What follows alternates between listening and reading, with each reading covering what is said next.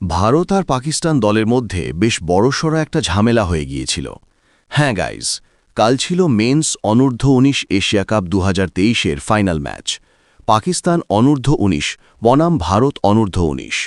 এই ম্যাচটা পাকিস্তান জিতে নেয় 199 রানের বিশাল ব্যবধানে। ভারতের পারফরম্যান্স এশিয়া কাপে এবার সত্যিই খুব খারাপ ছিল ভাই।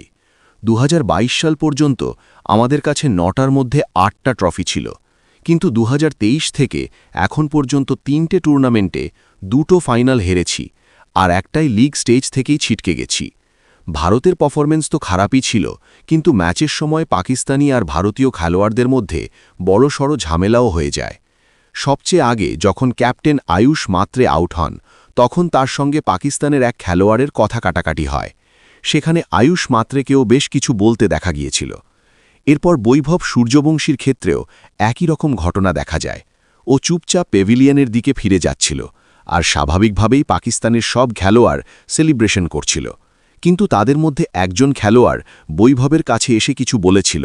তারপর বৈভবও পাল্টা জবাব দেয়। সে নিজের জুতোর দিকে ইঙ্গিত করে বলে, তোর ক্ষমতা আমার জুতোর সমানও নয়।